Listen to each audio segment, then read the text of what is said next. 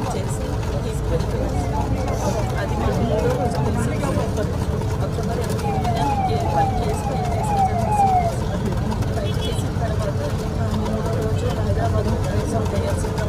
Trace out అయితే అక్కడ ఏమీ మాకు తెలియదు అని చెప్పేసి అక్కడికి ఏం చేసి ఇన్ని రోజుల నుంచి తిరుగుతున్నప్పుడు నా పిల్లలు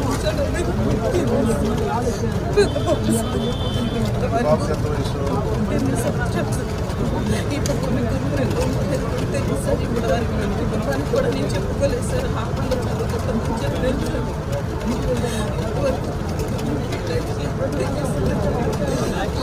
పోలీసులు న్యాయం చేస్తారని చెప్పి ఇప్పుడు ఆయన కూడా నాకు ఇప్పుడు వెళ్ళాడు. క్రైమ్ బ్రాంచ్ పంపించారు. ఇక్కడ మార్చవరం తీసేసారు. విజయవాడ మార్చవరం తీసేసారు. చూస్తాం అని అన్నారు. వాళ్ళు మీకు ఫోన్ చేయాలి, ఫోన్ చేస్తే కానీ మేమేం చేయలేమని చెప్పారు.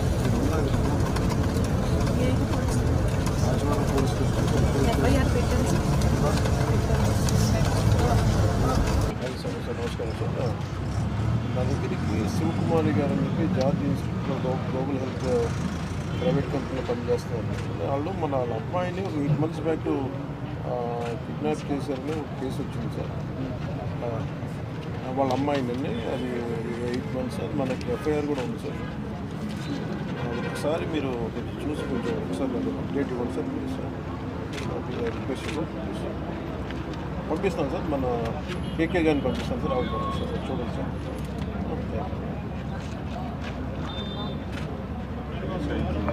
మీరు వెళ్ళండి ఒకసారి.